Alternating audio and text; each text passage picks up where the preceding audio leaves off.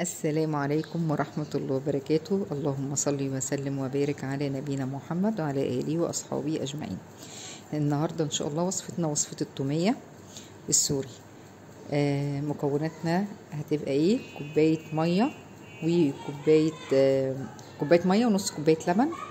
نفس اللي عايرنا بيه المية هو نفس اللي عاير بيه اللبن. هنحط 3 معالق نشا كبار و3 فصوص توم. طبعا الفصوص التوم تهرسيهم، يعني تفرميهم كويس وتحطيهم، وكل دوت بنحطهم على بعض ومش مشغلين النار خالص. نقعد بقى نقلب فيه على البارد لغايه ما نحس ان النشا داب خالص في الميه ومع اللبن، وابتدي اشغل عليها النار. طبعا اشغل عليها النار مش عاليه ولا واطيه، على نار متوسطه كده يا حبايبي.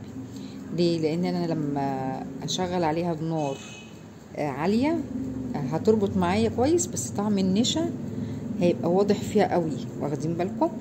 اما لما تخليها على نار متوسطه وتقعدي تقلبي فيها، يعني هتلاقي النشا مفيش طعم نشا خالص اللي هو الظاهر. بس واقعد بقى اقلب معايا كده لغايه ما الاقيها مش متماسكه جدا، لا يعني تبقى متوسطه. ليه؟ علشان لما هتبرد هتبقى تقيله قوي، هتشوفوها دلوقتي معايا في الفيديو ان شاء الله. انا بقى كده بقلب وبرفع كده وبشوف ايه سمكها، لا لسه شويه، لغايه ما احس السمك تمام زي ما انتوا شفتوه كده، اروح سايباها تبرد خالص، تبرد تماما، يعني ما تبقاش حتى دافيه، لا تبرد خالص، ما تستعجليش عليها. شفتوا بقى تقلت معايا ازاي؟ بتعمل زي المهلبيه كده.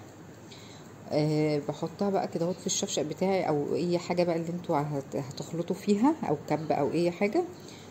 وحطيت برضو، عايزه اقول لكم حطيت الثوم برضو من اولها علشان برضو يبقى الطعم واضح جدا في التوميه. دي حركات كده لازم، يعني ايه، تكات كده تخلي بالك منها عشان تطلع معاكي التوميه ان شاء الله حلوه وناجحه. كده بفضي بقى كل المكونات على بعض في الشفشه. هنا فضيت خلاص التوميه اللي احنا عملناها وبردت تمام، وهنا كانت معلقتين كبار مايونيز ومعلقه خل كبيره، وهنا زبدايه، ما تبقاش بلدي، زبادي اللي هي بتاعت الشركات دي، ساده خالص. وحطيت عليها ليمون، نصين ليمون، يعني ليمونه كامله، واضربهم في الشفشه. بصوا بقى السمك اهو، انتوا ممكن سمكه عامل زي المايونيز هنا او اتقل سنه من المايونيز، بس انتي لو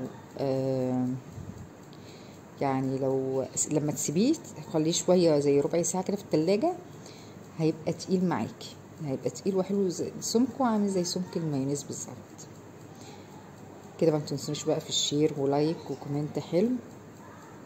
وصفة سريعة وحلوة بتنفع في جميع المأكولات، مشويات، فراخ، لحمة، بطاطس، حلوة قوي. جربيها ودي